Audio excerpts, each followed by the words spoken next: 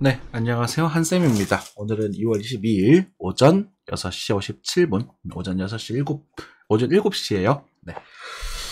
오늘 하루도 힘차게 보내시고요. 비가 오고 나서 날씨가 조금 춥대요. 따뜻하게 입으시고 건강관리 잘 하시기 바라겠습니다. 녹화를 또 두 번째 뜨고 있어요. 헛소리가 너무 많아가지고. 참, 요즘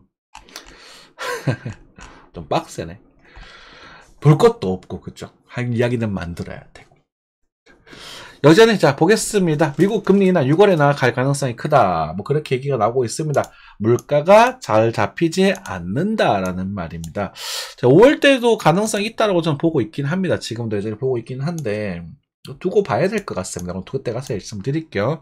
금리 인하가 시작이 되면 시장에서는 좀 큰 변화가 생길 거라고 봅니다. 가장 글로벌한 이슈 중에 하나죠. 네. 그린벨트 족쇄 푼답니다. 이렇게 보면은, 여러분들 이런 것들은 여러분들 땅 사는 거 좋아하시는 분들은 그린벨트가 풀릴 만한 그런 지역들에서, 우리가 좀 엄청 싼 가격 집이었었잖아요. 그죠? 그런 것들을 좀 투자해보셔도 괜찮지 않을까라는 생각이 좀 드네요. 네. 자, 반도체만 온 게 건설업은 한겨울이라고 되어 있습니다. 요거는요, 제가 이거를 3년 전인가 말씀드렸죠. 그죠? 3년 전에 앞으로 우리가 코로나 이후에 이제 건설 땅을 파고 있는 애들은 부실 공사가 엄청 많아질 거고, 그죠? 부실 공사가 많아질 거고, 그리고 이제 이거 얘기 많이 들으면서 집값이 떨어지는 걸 막는 효과가 건축비 때문이다라고 말씀을 드렸습니다. 부동산을 하는 사람들을 보면 이 집값 떨어지는 걸 막는 게 전세값 때문이라고 말을 하거든요. 그냥 단호하게 말씀드릴게요. 개소리입니다. 이번에 이제 그 노도강 쪽 보면은 이제 빌라들이죠. 빌라들이 가격이 집값이 떨어지게 되면서 역전세가 일어나게 되고, 이제 전세금을 받아서 이제 역전세가 일어나게 되면서 이제 전세 세입자들이 나갈 때 원금을 못 돌려주게 되니까 다 터져버리잖아요. 빠바바바바. 그래서 일시적으로 막아주는 현상이 있을 수는 있습니다만은, 있을 수 있습니다만은, 그게 뭐라고 해야 될까요? 완전히 지켜주는 게 아니라 그게 이제 터져버리면 이제 버블 터지듯이 터져버립니다. 그래서 집값을 막아주는 것은요, 건축비입니다. 건축비. 보면 빌라들 같은 경우도 보시면 여러분들 막 인테리어 리모델링 해서 막 비싸게 팔고 막 그렇게 하잖아요. 그래서 건축비가 가장 중요한 부분이 생기게 됩니다. 그래서 아파트의 건축비가 제가 3년 전, 3, 4년 전을 기준으로 봤었을 때 제가 이걸 물어봤거든요. 아파트 건축비가 평당 얼마 정도 되냐라고 했었을 때 800만 원 정도 된다고 했었어요. 800만 원. 건축비. 그러면 이제 땅값 합쳐버리면 이제 그냥 1000만 원이 넘어가고 이렇게 되잖아요. 그래서 이제 제가 그래서 대구 기준으로 이제 지방도시는 3억에서 5억 사이, 그리고 서울 경기권은 5억에서 7억 사이, 7, 8억 사이, 경기권, 그리고 서울 내부는 이제 10억 정도 수준이면은 이제 괜찮다라고 제가 말씀드렸었고, 그렇게 말을 하니까 사람들이 그거보다 더 빠져야 된다고 난리를 치고 있는데, 집값은 생각보다 많이 빠지지 않아요. 그죠? 내가 살아야 되거든. 그리고 여러분들 이제 뭐라고 할까, 최고의 사치를 부릴 수 있는 게 집이란 말입니다. 이게 좀 그렇긴 한데, 내가 다른 사람과 차이점을 느끼고 싶은, 지금 그런 거 많잖아요. 여러분 택배도 안 받고 막 그런 데 많잖아요. 막 요즘 출입도 다 보안이다, 뭐다, 카드다, 뭐다 이래가지고 막 남들과 왜 이렇게 차별을 두려고 하는지 몰라. 예전에는 그렇지 않았잖아요. 그죠? 그게 좋은 점도 있는데 불편한 점도 사실 많죠. 이게 좀 셌습니다.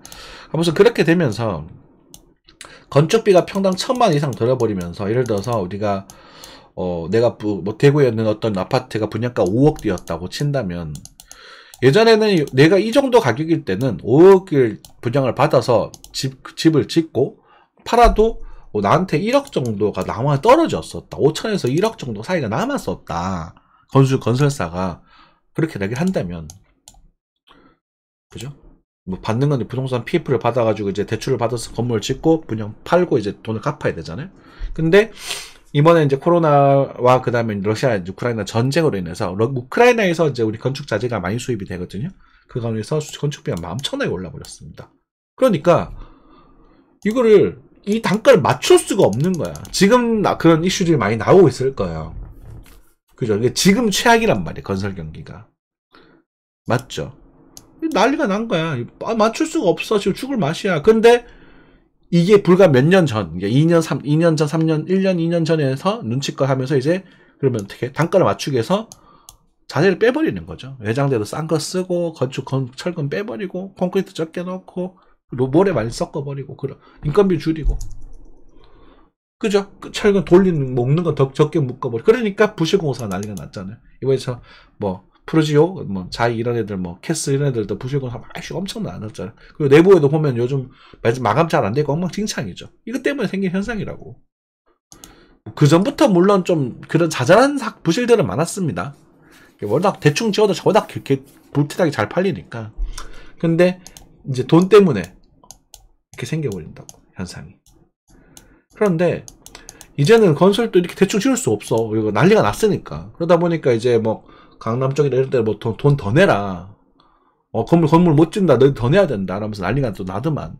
그런데 그런 부분들이 이제 전쟁이 좀 진정화가 되고 인플레이션이 좀 잡히면서 건축비가 좀 다시 안정화가 될 거다. 물론 안정화가 된 것도 예전 이만큼 돌아가기 힘들겠죠. 이때처럼 돌아가긴 힘들 것이고 아마 이거보다 조금 높은 정도 수준이 잡히지 않을까. 그러면은 이제 집값이 이제 새로운 분양가의 집값이 어느 정도가 적정가가 되는지 여러분들 계산이 나올 겁니다. 그죠? 그래서 떨어진다, 오른다 이런 부분이 아니라 이제 옛날엔 집값이 이렇게 올랐다가 좀 떨어졌었죠. 쾅 떨어졌다가 꿀렁꿀렁꿀렁 올랐다가 다시 이제 꿀렁 이렇게 빠지고 있는 부분이거든. 이제는 여기서 이런 식으로 집값이 이런 식으로 오르게 될 겁니다. 이렇게 오르진 않을 거라고. 이런 식으로. 그러다가 이제 시간이 지나면 이렇게 전반적으로 이렇게 빠지는. 요거는 뭐다? 이제 개별적인 거지. 이제 막 중심지 이런 데는 막 오르고 빠질 때 좀 세부직 이런 동네는 좀 후줄근한데 이런 데는 좀 빠지고 뭐 그렇게 되지 않겠나. 견적을 찾고 있습니다. 이건 이제 2030년을 기준으로 이렇게 보고 있습니다. 2030년까지는 이제는 천천히 오를 거다. 그러면 우리가 집값 같은 경우는 이제 이쯤 왔다. 저는 그렇게 여기서 조금 정도 더 빠질 수도 있겠으나 이제 거의 바닥에 왔다. 이렇게 보고 있습니다. 이때 이제 건축 경기가 좀 살아날 거라고 저는 보고 있는 부분이고. 설명이 좀 되셨죠? 네. 물론 당장 오르는 테마주도 잡아서 노는 것도 재밌겠지만 느긋하게 보시는 분들은 이렇게 비전을 갖고 줘보시는 것도 괜찮지 않을까 싶습니다. 나머지는 크게 이슈는 없는 것 같아요. 뭐 기업들 루브건 뭐 뺏는다 이런 거 보는 얘기도 나오고 있고. 그죠? 개미 한층 더 깊어진 미국 주식 사랑 해외 조작 비중 90% 사상 최대. 이제 정신 나갔죠, 그죠? 네, 그냥 잘 가시고요. 넘어가겠습니다. 네. 트레이딩 뷰, 비트코인. 자, 오늘 참 재밌었어요. 차트가 밤새 이제 투문투문 차트를 보면서 있었는데 재밌었어요. 환율은 큰 변화 없습니다. 환율은 뭐 그냥 변화. 4시간 차트를 봤었을 때 그냥 1332원 정도 그대로 1330원대 왔다 갔다 하고 있는 부분이고, 엔환율도 8원대 그죠? 8원대 8.85 정도 유지가 되고 있는 부분입니다. 기름값이 조금 반등을 했네요. 역시나 조금 우유조선에 대한 불안감 때문일까 살짝 반등을 했는 부분이고, 77, 78 정도로 찍어주고 있는 부분입니다. 생각하시면 될 것 같고, 빅스차트는 15.35 그죠? 전반적으로 안정되어 있는 그런 함력의 상태라고 가깝다고 보시면 될 것 같습니다. 나스닥입니다. 나스닥이 많이 빠졌다가 많이 반등했어요. 여러분들께 말씀을 드리기로는 제가 이 조정 비율을 17,300에서 200 정도 사이에서 반등이 나올 수 있을 거다라고 말씀을 좀 드렸었던 것 같아요. 깨지게 되면. 그래서 이제는 이런 식으로 반등이 조금 나오는 경우를 좀 생각할 필요가 있습니다. 물론 이때도 사실 시나리오를 이렇게 짜드렸죠. 이런 식으로 빠지면 조심해야 된다고 말씀드렸는데 여기 지금 밀어버렸거든요. 그러면서 이 반등이 좀 등장을 하고 있는데 반등이 참 강하게 나오고 있어요. 그죠? 어떤 종목 때문인지는 모르겠습니다. 반등 상당히 강력하게 등장을 하고 있습니다만은 이런 식의 반등, 거래가 좀 비어있는 이런 반등은요, 나중에 필요팀이 이렇게 한번 쪼로록 한번 밀릴 가능성이 큽니다. 그래서 나중에 롱 포지션 잡으려면 여기 잡지는 마시고 17,500에서 500 전후 정도, 이게 지금 선물 차트보다 여기 조금 낮으니까 550 정도에서는 단타를 한번 잡아본다거나 그렇게 정리하시는 게 좋을 것 같아요. 이 정도로 강하게 나올 줄 저도 몰랐네요. 뭐 나쁠 건 없습니다. 제가 숏을 여기서 잡고 차고 치고 있었는데 숏이 여기 있었지. 숏 포지션 지점에 잡혀 있었는데,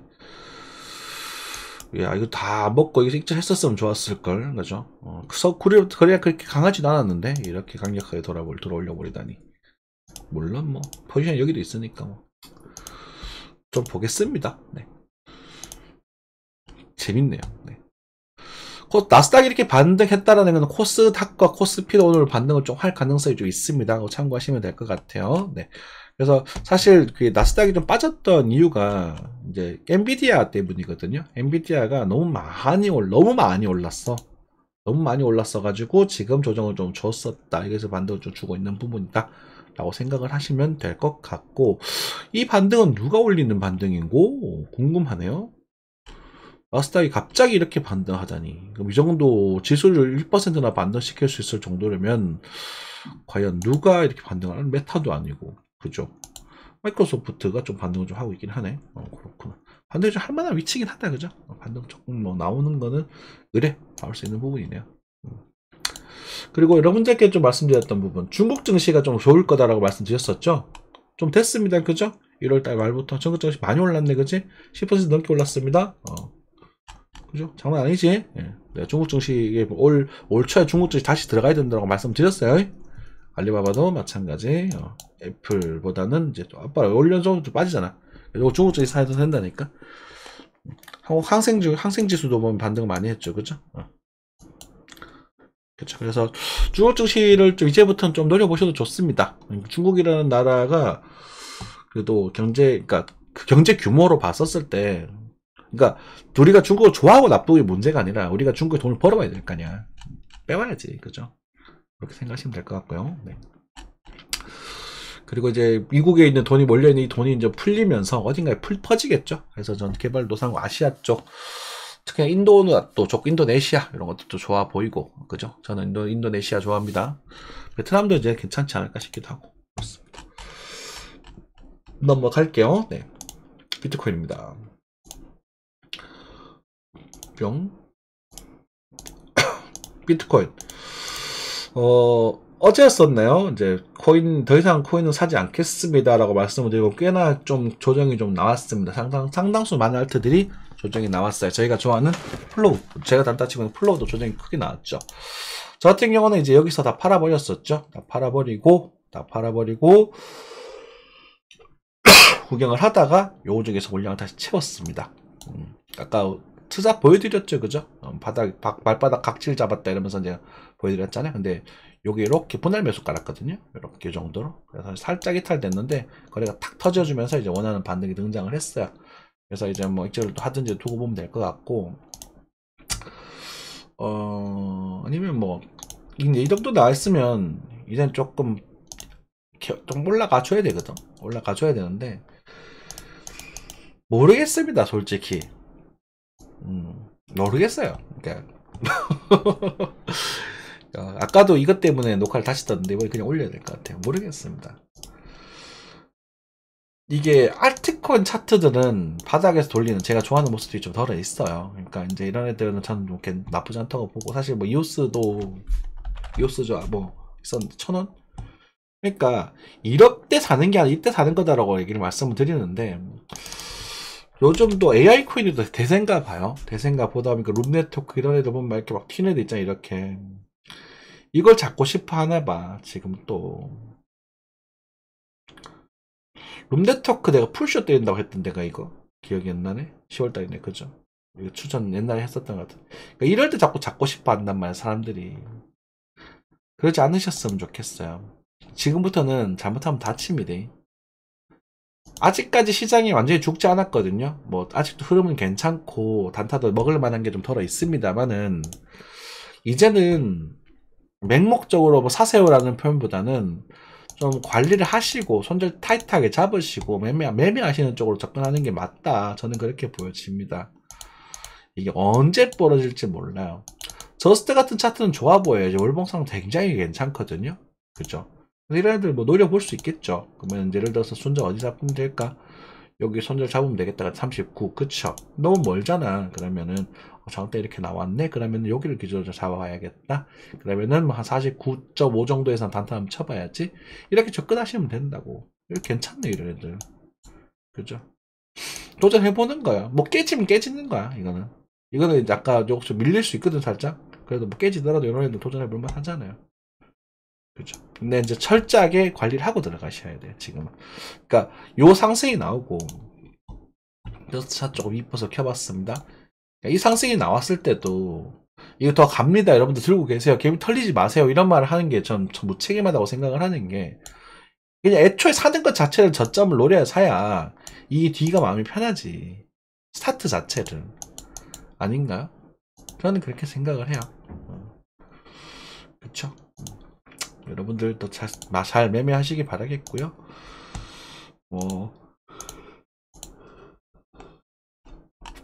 아직까지 나쁘지 않습니다. 트론도 많이 올랐네.